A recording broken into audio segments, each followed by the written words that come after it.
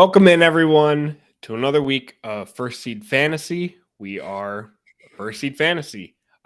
You are either watching us on YouTube or listening to us via podcast. And if you aren't watching us, you can find us on YouTube at First Seed Fantasy. And if you're watching us, you can find us basically where any podcasts are found, First Seed Fantasy. I am your co-host, Kyle Krajewski, joined by the one and only Zach Cole. Zach, what's You, up? what's up, dude? It's great to be here with you as always, and we've shifted gears from our usual XFL conversations. We are full steam ahead on our fantasy football analysis now, moving forward. So Oh yeah, I'm looking forward to it. yeah. The lovely XFL season came and went. It was a lovely season. Shout out to the Renegades for winning, but now it's uh, full force into fantasy football. We're here for the summer and onwards. Just kind of chatting fantasy, chatting Yep. some football. All right. On the docket for today, we've got new faces, new places.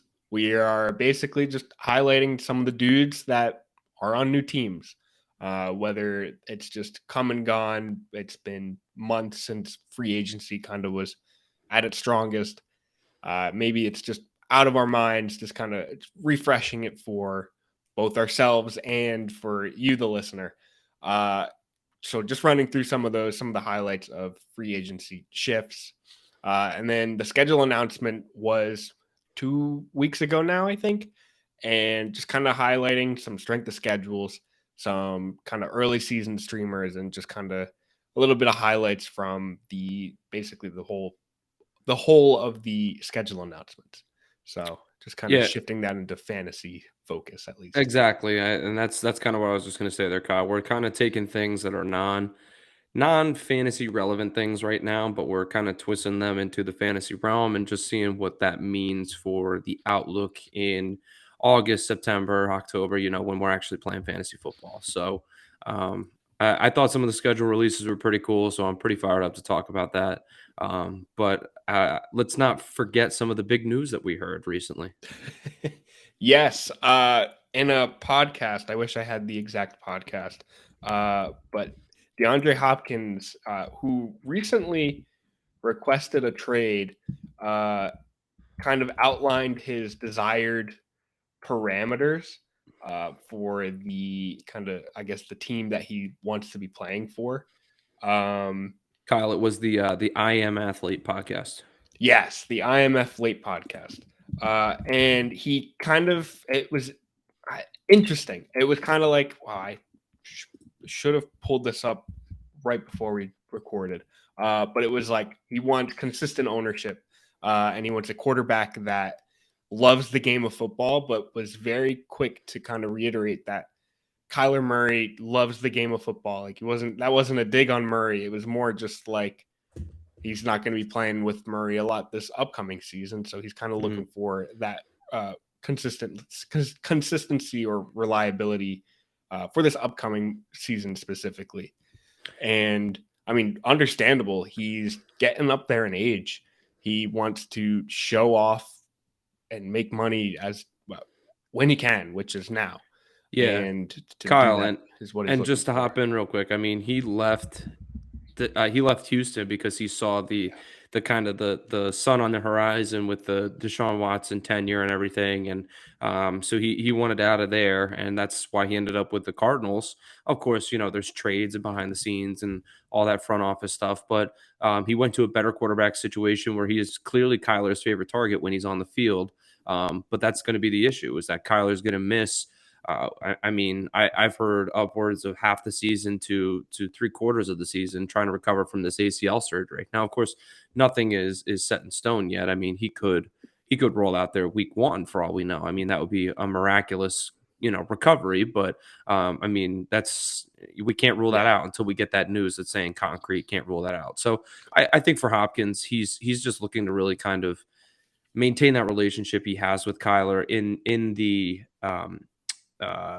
scenario where Kyler is ready to go week one, and is out there, or even week four or week five, and Hopkins is still on this team. So, I think it's wise on him to make sure that he's maintaining that relationship with Kyler and showing essentially confidence in his quarterback and backing up his offense, you know. Yeah, he kind of wants he wants reliability behind, or basically Mhm. behind the throw that he's going to be receiving, and kind of there's a huge question mark coming into this upcoming season. But basically, oh, and the other point that he said on I Am Athlete is he wants a great defense, which I don't think the Cardinals have. No. So, Not especially without JJ Watt too, who just recently retired. yep. You know, So it's just bad. it's not the best. But it was funny because I think he was also asked, like, oh, which quarterbacks would you want to play for? And he obviously listed all the best quarterbacks in the league. And it's just like, yeah, all right. Everybody wants to play for Josh Allen. Everybody wants to play for Justin Herbert, Patrick Mahomes. Like, obviously, I think it's just more. I mean, I'm thinking logistically, when or what team is going to throw down some money on Hopkins this upcoming season. And I don't think those teams are willing to, based just on what they're already paying their star receivers. Yeah, and Kyle, I guess let me ask you the question. Out of the 5 quarterbacks, I think I only have 2 or 3 of them off the top of my head. I don't have the article pulled up. Do you have the list of the 5 of them that he I do mentioned? not. I do not. Okay, all right. Well, I'll just give you a second. I know that Jalen Hurts was in that list. I know Justin Herbert was in that list. I want to say Trevor Lawrence was in Yeah. that Oh, list it too. was right here. Josh Allen was the first one he called. I think Josh Okay. Allen was like an instant Josh Allen. Then it was Jalen Hurts, Patrick Mahomes, Lamar Jackson, and Justin Herbert. Okay, so I guess let me ask you then, out of those 5 quarterbacks and their current situations, which team would you most like to pluck Hopkins out of and place him into? Ooh, I mean, right off the bat, I think it's Lamar Jackson. I Interesting. think that is just because I think Josh Allen's got his guy. Jalen Hurts has his guy. Patrick Mahomes, I mean, that would be exciting and fantastic to see. Actually, that might change it. But Justin Herbert's got Keenan, Mike Williams, and basically and Austin Eckler.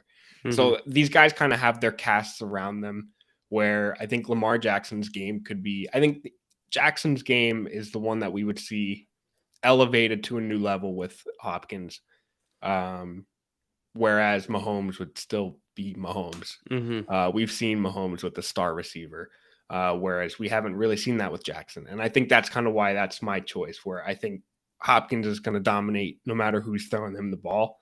I think it would just be incredible to see kind of both players be balling out at the same time. Almost elevated because of one another, right? Exactly. Yeah. Exactly.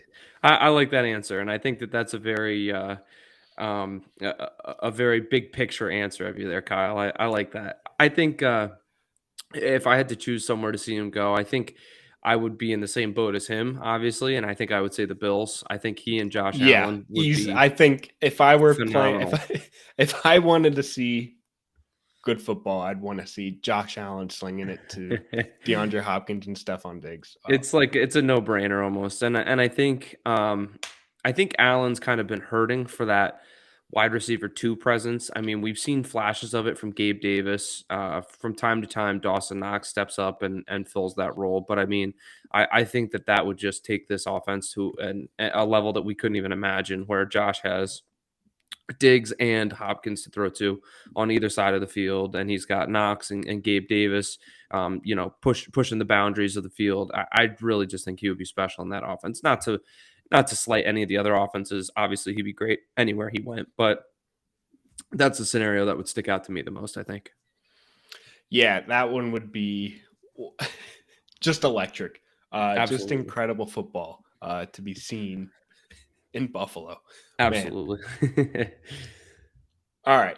Into the little bit of the meat of the podcast. New faces, new places. Just kind of running through some players who will find themselves on a new team in a new position in a new arena coming into this 2023 season.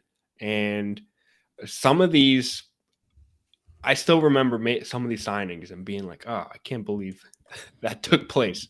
I can't believe they left, or I can't believe that they even got that big of a contract, really. But let's go position by position. Let's start with quarterbacks. The primary offensive dudes. QB1, I think, was the big move of the whole offseason. There were trackers for this thing since December, when everybody just kind of knew it was taking place. Aaron Rodgers to the Jets. It felt kind of anticlimactic when it actually happened, because it was like a month or two of, all right, he's going to the Jets. Well, when? But then it took place, and everybody was like, oh, okay, cool. I can finally write that in. But I mean, Rodgers to the Jets is what the Jets kind of needed. And they finally get that quarterback answer, where the past 2 years, or even specifically last year with Zach Wilson, the mess that was, they finally get have a great defense. They have some fantastic young weapons, and now you get a quarterback who knows how to play football. To at least, especially to this level, we're gonna get excitement, or we're gonna get a lot of fanfare. I should say that. But Zach, what are your, I guess, initial thoughts as this offseason has transpired about this signing? Well, I think that it immediately makes the Jets a substantially better team. I mean, how many times did you watch the Jets play last year, and you could only think that, man, if they had a quarterback out there that could make a throw, or that could just even run the offense a little bit more efficiently, I mean, they would have been in so many games, and they probably would have come out with a much better record than they did. And I think they were 9-8 last season, if I remember correctly, if not 8-9. So just for that sake, Aaron Rodgers is just a massive upgrade for this offense. And I think moving forward into this season, I think that if Rodgers can even just play, we've seen MVP Rodgers before, but we've also seen a version of Rodgers where he's a good quarterback, not a phenomenal quarterback. But I think even if he can just bring that to this offense, he's going to elevate it substantially. I think I was listening to the footballers over the weekend. So shout out to, I think it was Jason that was saying this. But he was mentioning that Garrett Wilson was somewhere in the bottom percentile. I think he was, I want to say 92nd percentile or something. I don't know if it's the 8th percentile, whatever it is, but in catchable targets. I mean, he was like near the bottom of the league. And I mean, this guy was just a phenomenal wide receiver. And if he has someone to get him the ball, who knows where the ceiling is for him. So I really think that Rodgers is kind of going to unlock this offense. I mean, we saw Breece Hall have some success before his injury. Just add in a guy that can throw the ball and can spread the field a little bit more. What's that going to do for Breece Hall? They bulked up the offensive line a little bit. They brought in Lazard. They have Wilson. This is going to be a really, really good team, I think. Yeah, I mean, on paper, as before we even see anything on the field, it looks like an immense upgrade, and definitely what the Jets needed. The Jets were 7-10 last season, by the way. Okay, thank you. Putting that out there. And I think that at least flips coming into this upcoming season, where agreed. I feel like Rodgers is that fact. I think he's at least a 3-game factor. Absolutely. When you think about it. But I remember I saw a stat, I don't have it off the top of my mind, where the Jets last year, and this was probably when Flacco was slinging it, when Zach Wilson wasn't starting, they had the most yards per game and most pass yards per game. And when Zach Wilson was starting, they were like the second least passing yards per game. And that just kind of goes to show that there wasn't an identity for this team last year. And with Rodgers coming in, I mean, who knows? I mean, obviously, I think it's going to be a more successful offense, but I can't wait to see it actually take place, because there's some incredible talent on this team. Yeah, and not to belabor the point here, Kyle, but even if Rodgers can swing some of these one-score games that they lost last season, I mean, they lost to the Patriots up in at home. They lost 22-17. They lost to the Patriots in Foxborough 10-3. They lost to the Vikings 27-22. They lost to the Bills 20-12. That was the one where Mike White died from that hit by Matt Milano. The Detroit Lions beat them 20-17, and then to end the season, they lost 11-6 to the Dolphins. So if they can turn those 5 games around, I mean, you just mentioned it there, Kyle. That they'll at least flip that record around. But even if they turn those 5 games into wins, they're sitting at 12 and 12 and I don't want to say the wrong number, 12-5 on the season, which is a fantastic record. So I think that he could do a lot for this offense. Yeah, there's some excitement coming in here. That's for sure. Definitely. All right.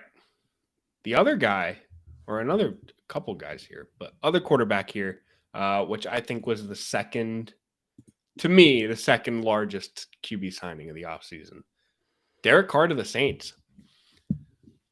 I kind of took me by surprise. I personally didn't expect Carr to leave the Raiders.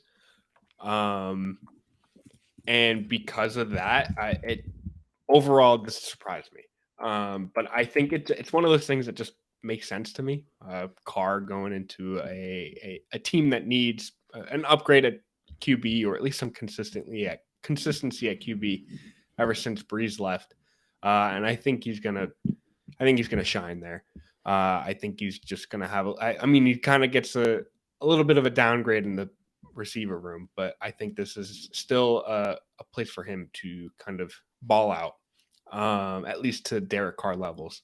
And then Jimmy Garoppolo to the Raiders to replace him in Vegas. That was kind of also a surprise, but not a surprise in the sense of Garoppolo leaving San Fran, but also makes complete sense when you think about it.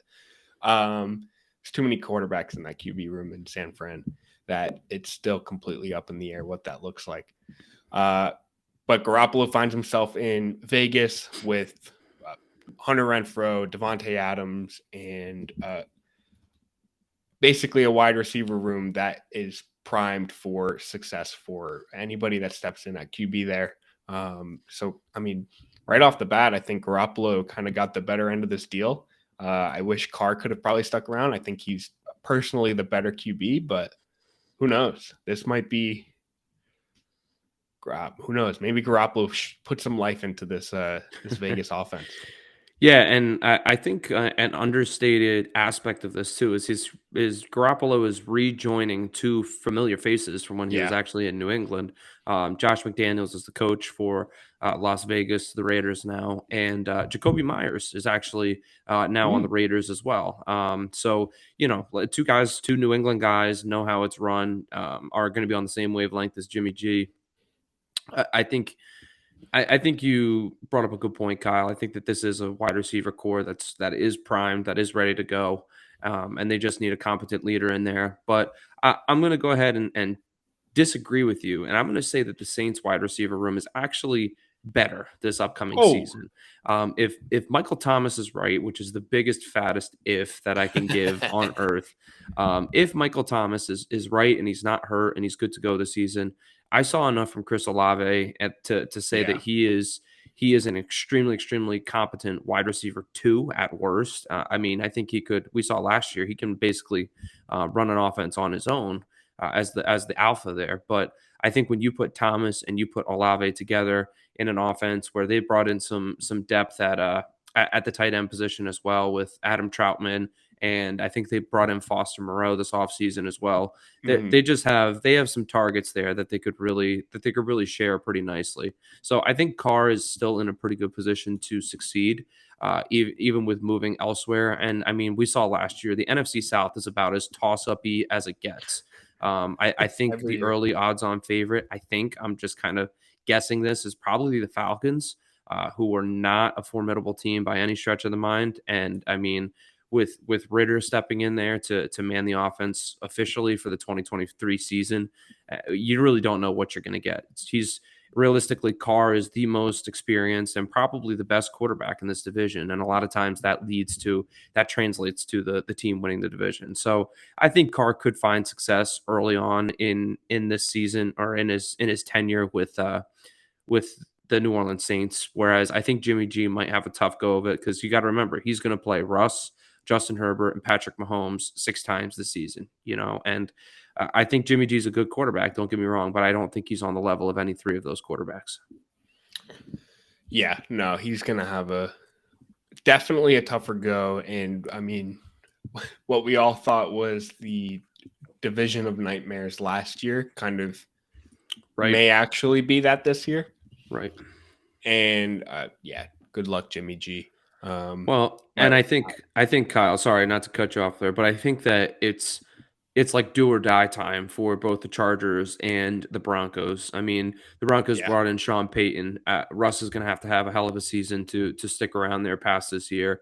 And Brandon Staley's, it feels like he's got like about 6 strikes right now, and he's fighting not to hit that 7th strike. So, I mean, they're both going to have to play a very good season. One's a quarterback, one's a coach, obviously, so it doesn't equate. But I think they're both on the chopping block and on the hot seat. So, they're going to be, it's do or die time for both of them. Patrick Mahomes is Patrick Mahomes. So it feels to me like the Raiders could be the odd man out this season. Yeah, kind of like we saw from them last year. Mm-hmm. And who knows? Maybe Garoppolo steps right back into an offense he might be very familiar with and just shine, or at least do very well for himself. Yeah. All right. Next group, running backs. A few, I guess, higher level signings here. We've got Miles Sanders going to the Panthers from Philly. David Montgomery heading from Chicago to Detroit, signing with the Lions. And then Jamal Williams, probably in regard to the Montgomery signing. Jamal Williams signs with the Saints and kind of becomes the RB2 in New Orleans. Zach, out of those 3, which ones of those kind of stick out to you? Well, I'm going to be the biggest homer on earth here. And you know what? I didn't even think of it. I'm going to let you be a homer too. So yeah. What do you think? Do you want to talk about your guy or you want to talk about my guy? All right, I'll talk David Montgomery going to the Lions. Okay. I'll take it. All right. Yeah, this is, my favorite signing. I think, he's in Detroit, my team. And I remember when it first took place, Jamal Williams was still there. DeAndre Swift was still there. And now completely different running back room. And we don't even have DeAndre Swift on this list, but he was traded to the Eagles. Kind of probably there was a lot of running back room reshaping that took place in Detroit. And quite honestly, I expect this room to be similar to last year, but with David Montgomery in the Jamal Williams role. So for fantasy purposes, target David Montgomery if you want the 2 touchdowns every week kind of situation. Especially because as a football player, I personally think David Montgomery is like slightly better than Jamal Williams. And that's just slightly. I don't think we're going to see a huge difference between the 2. But in terms of their roles, I think they're going to be identical. I just kind of would prefer Montgomery. So yeah, Montgomery, RB2 or kind of like the RB1B in Detroit. That's going to be exciting. Yeah, it's funny because I think clearly Dan Campbell has a preference in how he likes to set up his running backs. He likes his scat back, which clearly Swift was not capable of being.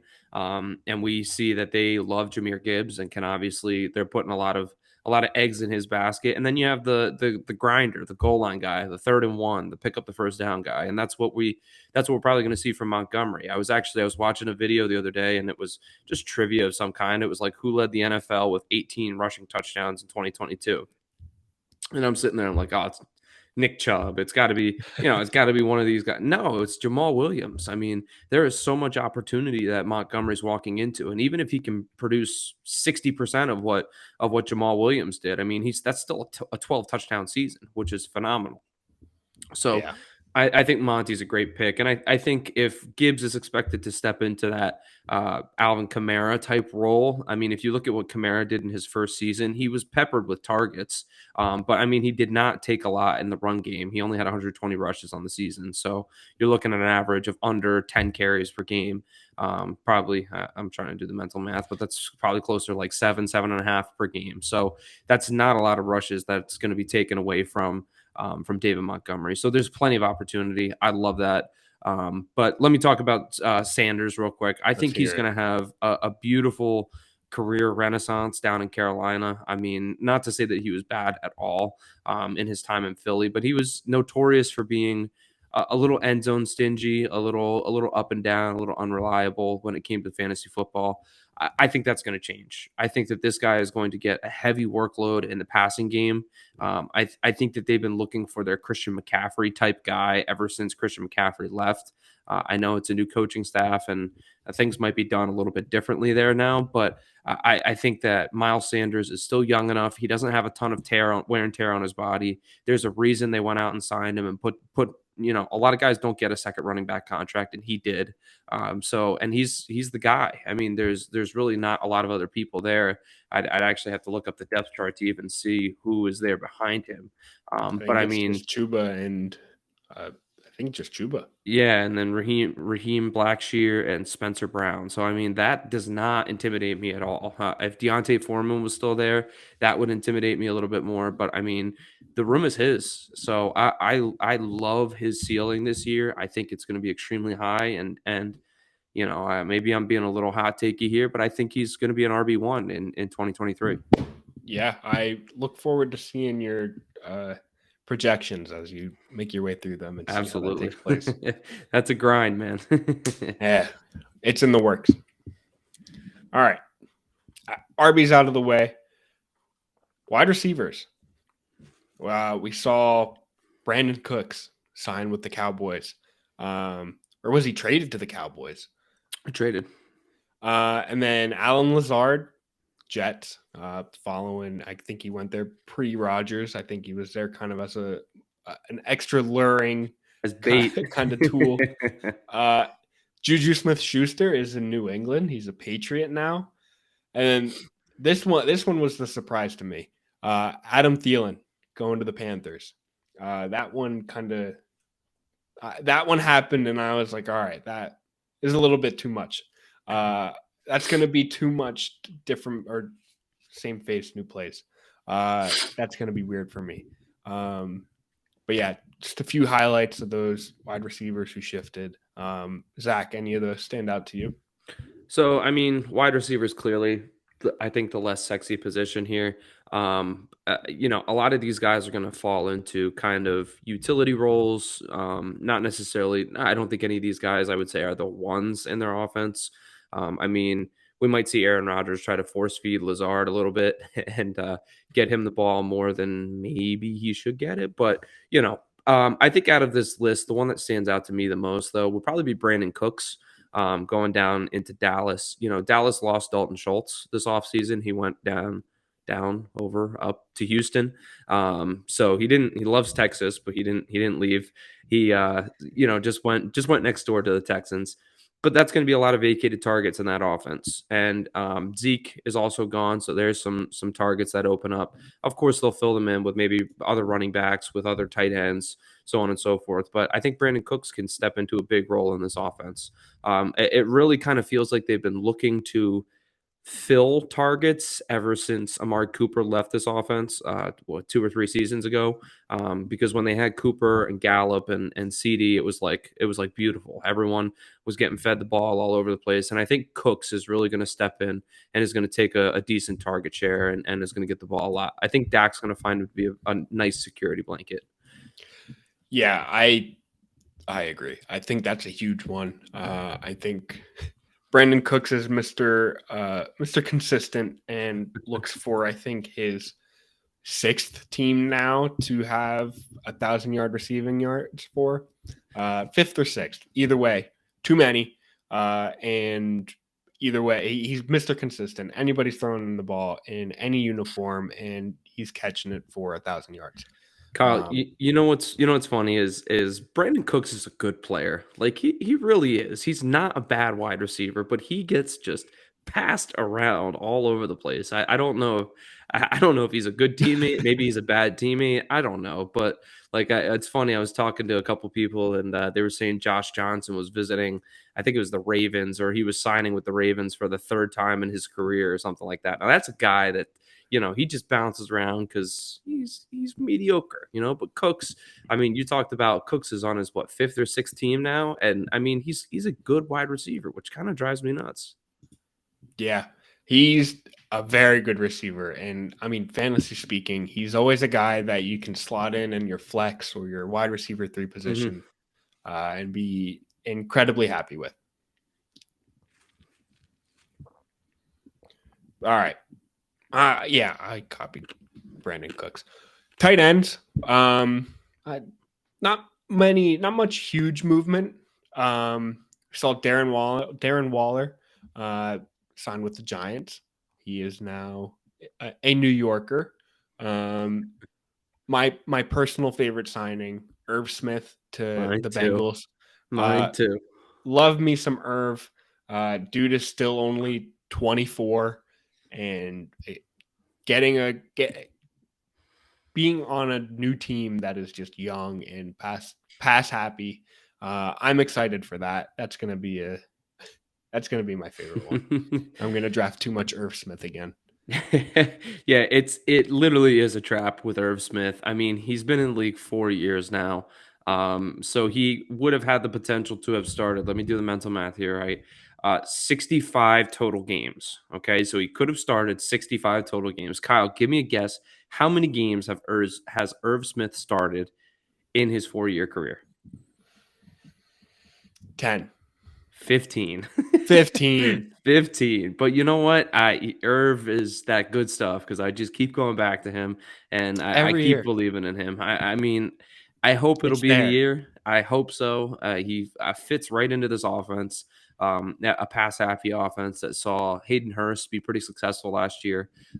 Behind Irv is only Drew Sample and Asiasi. So, I mean, the door is open for him to get reps and to get some playing time. Let's hope he puts it together. There's always a 2 or 3 touchdown position or week from a Cincinnati tight end. And it's always like week 8 or something. So at least by then we can count on Irv.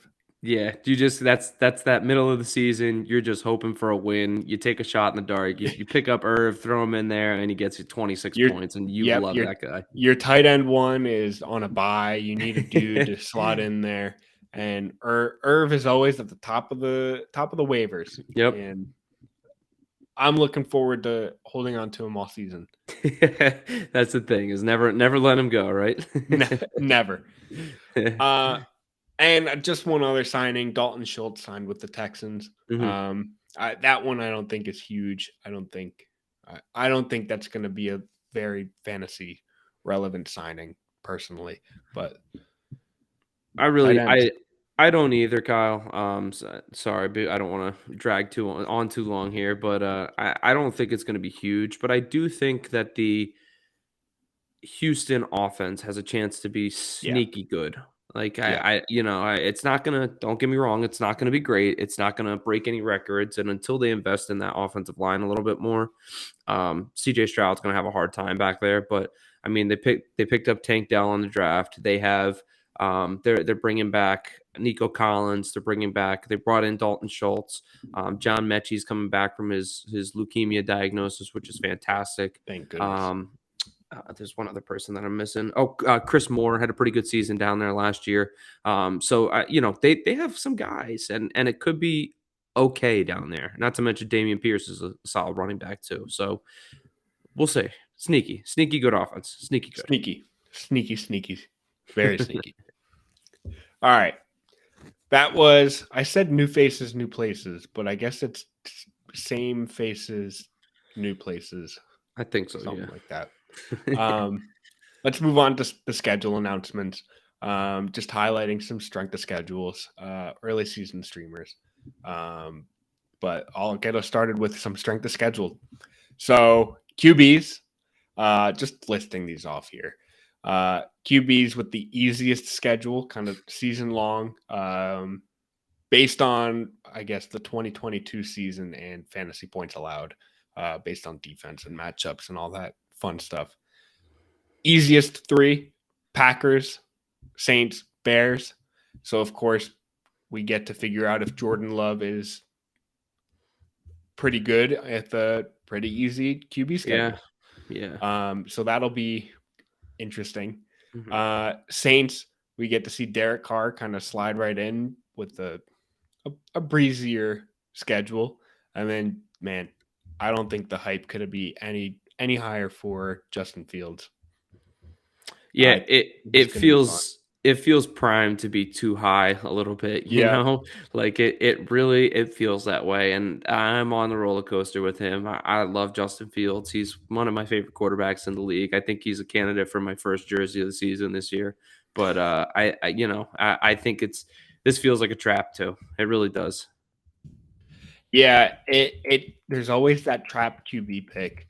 And it's hard. You never know who it is. That's why they're traps. But I so badly want Justin Fields to be good. He was fantastic last year, and now he gets DJ Moore, and projections are coming. But right now, I'm feeling very good about Justin Fields. He's easy to feel good about. That's the trap. For sure. And then hardest schedules for QB. This is going to be a rough one. Cardinals have the hardest QB schedule for fantasy purposes, at least. So the combination of Colt McCoy and Kyler Murray are not going to have an easy path this season. And then the Steelers with Kenny Pickett is gonna have another rougher season. And then the Rams. Does Matt Stafford return to kind of his form with this kind of slightly harder schedule? It's always tricky looking at these strength of schedules because they never really truly pan out based on looking at it. We're currently looking at it in May. This is not at all what it's going to be week 4. Defenses change, all that fun stuff. But yeah, Cardinals, Steelers, Rams, hardest strength of schedule so far. I'll keep it really short, Kyle. I'm not really interested in any of these three guys. I think Kenny Pickett had a good chance to be a sleeper this year. I think he still does. I don't want to put too many eggs in the basket of preseason strength of schedule. I think it's easy to get sucked into things that are a little too sticky in terms of last season strength of schedule, blah blah blah. Because I mean, coming out last year, you would have expected the Jets to be one of the worst teams in the league, and they had one of the best defenses. So it's a little iffy. But I mean, I'm not super interested in Matt Stafford coming off injury. I'm not super interested in whatever the Cardinals are going to roll out, and I'm mildly interested in Kenny Pickett. But that's really it. As for the running backs, though, Kyle, I have the 3 easiest teams here as being one we just talked about, the Lions, who have Jahmyr Gibbs and David Montgomery, the Titans, and the Denver Broncos. And then as for the hardest side, I have the Eagles, the Seahawks, and the Dolphins. Do any of those 3 easiest or 3 hardest stick out to you specifically? Hardest, I mean, Eagles. I think last year, I think they had one of the easiest schedules. Fantasy point wise, and sure it showed, but I think seeing them on this list of hardest kind of doesn't excite me. But they've got a running back room that's going to be scattered and just all over the place this season. So I'm not fully buying into any specific person, which isn't too bad. Kenneth Walker with Seahawks, another interesting one. Definitely. But primarily seeing the Titans and Derrick Henry have an easier schedule. Just electric. That just sounds fun. That's the one I was looking at too. I mean, if I have a feeling kind of in my gut that Will Levis is going to come out and is going to be the starter in week 4 or 5 of the season. And Derrick Henry could just run the crap out of the ball. So, we'll see what that has to bring. But another sneaky one that caught my eye here is actually the Broncos having one of the easiest schedules. Coming off ACL surgery, Javonte Williams might not be ready to go. So a great, phenomenal late round sleeper in your leagues is actually Samaje Perine. Sean Payton's been talking him up all offseason about he can handle a workhorse load, blah, blah, blah, blah, blah. So I love Samaje Perine to grab late in your drafts just to kind of stash on your bench. You could get a couple 3, 4, 5, maybe high end RB2 weeks out of him until Javonte comes back in his full gear. So that catches my eye quite a bit. Absolutely. Absolutely. And then wide receiver, easiest schedules. You got the Saints, you got the Packers, you got the Seahawks, and then the three hardest for wide receivers. You got the Rams, the Titans, and the Steelers. And then while Zach kind of disappears here for a second, Saints with the easiest wide receiver schedule. Pairing that, I mean, QB, they had the second easiest QB schedule. I think that kind of aligns itself. Yeah. Packers again, but Seahawks third easiest schedule. It's going to be interesting. It definitely is. That feels like a great environment for Yeah, Jackson Smith and Jigba to kind of grow in and blossom. And you know what? That might be also great for our boy Geno Smith to really solidify himself as being back and not just a 1-year fluke. So I think that's pretty exciting. I'm looking forward to that for the Seahawks. absolutely. Yeah, and then the Rams hardest wide receiver schedule. That's going to be interesting for Cooper Kupp. Yeah, especially since it's like Cooper Kupp and then like no one. Van Jefferson. Van Jefferson. I mean, I like Van Jefferson, but not as the wide receiver 2 in an NFL offense. Maybe as a 3 or a 4, but it's just raining and pouring on the Rams right now. And it will continue to. It will. And then Kyle, on the tight end side, the easiest schedules go to the Packers, who, remember, in the NFL draft took that stack of tight ends, which was a little bit interesting. The Saints, again, we kind of are seeing a trend with the quarterbacks, wide receivers, and tight ends. The passing game is obviously in the green for the Saints this offseason. And the Bears, which is kind of cool. Shout out to Cole Kmet there. But the hardest 3 are the Cardinals, the Steelers, and the Rams. So, again, I'll ask you the same question. Anything stick out to you specifically? Anyone you're targeting? Anything off of this information? Not off of this information. These are 6 teams where I can name off the top of my head 2 tight ends, and that is Freiermuth and Tyler Higbee, both in the hardest. So this feels very, I don't want to say irrelevant, but it's not gonna hurt me. Yeah, no, I'm very much in the same boat with you there. I think if I would have seen the Ravens or the Chiefs, with Mark Andrews and Travis Kelce, or maybe even the Falcons, give me back that Kyle Pitts hope a little bit. I think that would have got me excited. But out of these 6 teams, definitely nothing catches my attention too awful much. Yeah. So strength of schedules, kind of just a quick, easy look at those. Kyle, before we move off of schedules, real quick, 2-second question: what was your favorite schedule release? Panthers, or not the Panthers, the Titans. The Titans. The Titans Yeah, is good. The Titans was good. The just asking what the logos were, and to random tourists, right? That was my favorite, and just seeing the Colts show up both times for the Cowboys. I think if I had to give you a favorite, I really like the Jets with the GeoGuessr guy. I thought that was pretty funny. That was good. That was also very good. That was a good collab. Well done. That was a good one. All right.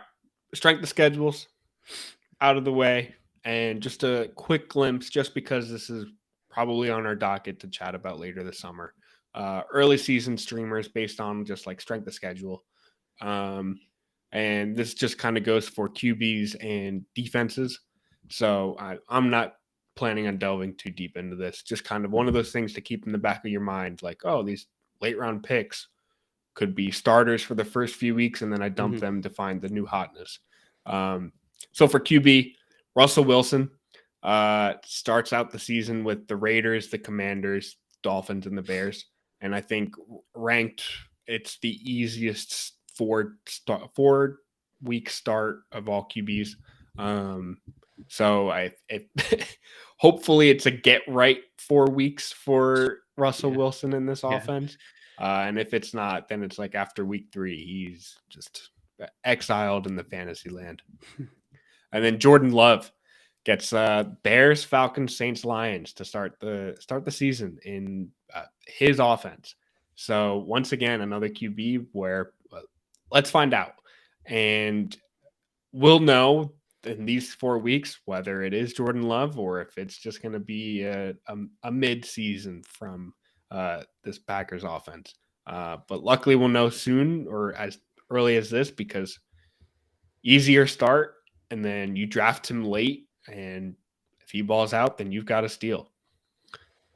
Then, both of these guys still kind of concern me. Jordan Love more than Russ does. I drafted Russ middle to late last year, hoping I was going to have a trade piece, and I kind of hung on to him all season long, and it never panned out. But I think if he can get it going early, I think people will be interested in him this year.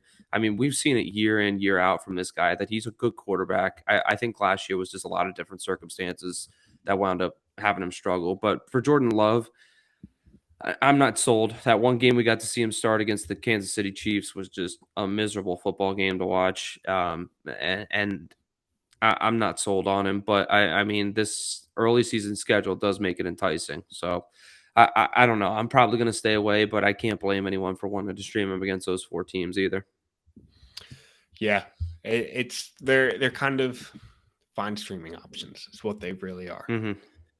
And then defenses, I don't expect us to have too much to say on this. This is more just like something to keep in the back of your mind for. What do you mean? I have a ton to say about that. But right off the bat, just strictly based off strength of schedule and from last year's performances, the Bengals and the Colts have the easiest start to the season. So this is kind of like the defenses that aren't top tier that you probably take like in the late round, that you're just like, all right, these guys have easier starts. I can stream them these first few weeks. Bengals get the Browns, Ravens, Rams, Titans, and the Colts get the Jags, Texans, Ravens, Rams. So I think statistically, based on last year's performances, they were the 4 worst offenses kind of combined in comparison to the rest of the league. So some basic streaming. I'm giving streaming advice in late May. You feel free, help, my friend. Feel free to completely ignore all of that. It's more just it's schedule related. When we're going to be taking all this back when somehow the let me see, they both have the Rams. When the Rams end up trading for, I don't even know. Obviously, the Rams are in sell mode, but they end up trading for TJ Watt or some just outlandish thing that boosts their defense all the way up. Who knows? Yeah, who the hell knows? All right, so Zach, that was or I guess the listener, viewer, that was our quick same faces, new places. And schedule announcement rundown. Zach, it's a pleasure chatting with you. We are First Seed Fantasy. Find us on Instagram and Twitter, First Seed Fantasy, and basically on YouTube or anywhere you listen to, or sometimes I think you can watch podcasts now on Spotify. Wherever you find your podcast, First Seed Fantasy, tune in. We are planning on coming at you weekly throughout the summer.